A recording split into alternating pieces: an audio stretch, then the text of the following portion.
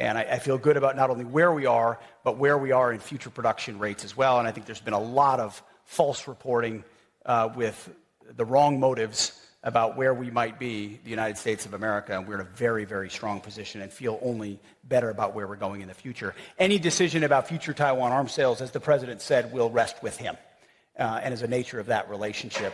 And certainly having been there for those meetings in Beijing, there's no change in our status there. So just to clarify, when our interests diverge, we adjust pragmatically, without the drama or the moralizing.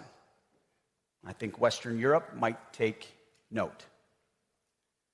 This is a mindset we fully embrace. The era of the United States subsidizing the defense of wealthy nations is over.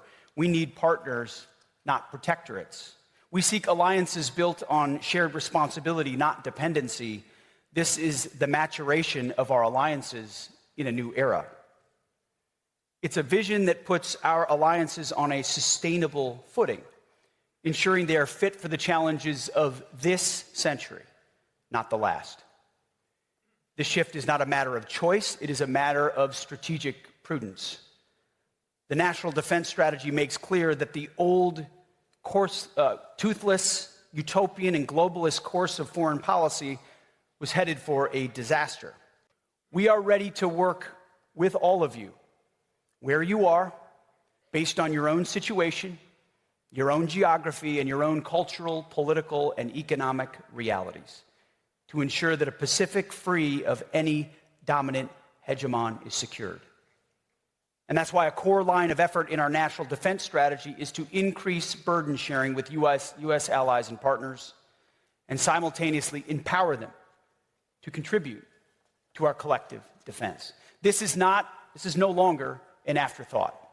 It's an essential ingredient of our strategy. President Trump has been crystal clear about this from day one in his first administration and now in his second. Alliances only work when they are true partnerships.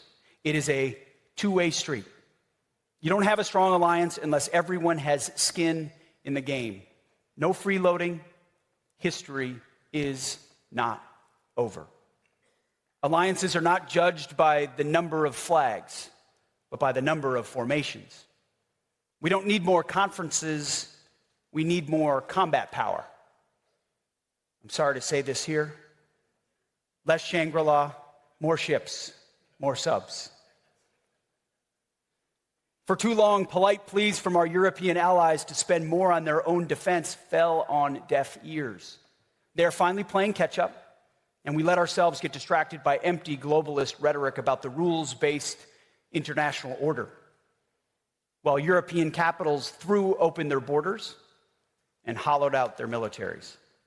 You can have all the rules you want, and rules are great, but if you can't back them up with hard power, the rules are not worth the paper they are written on. Europe and NATO have some big decisions to make, and more on that soon. If you like this video, then like, share, and subscribe to Mirror Now.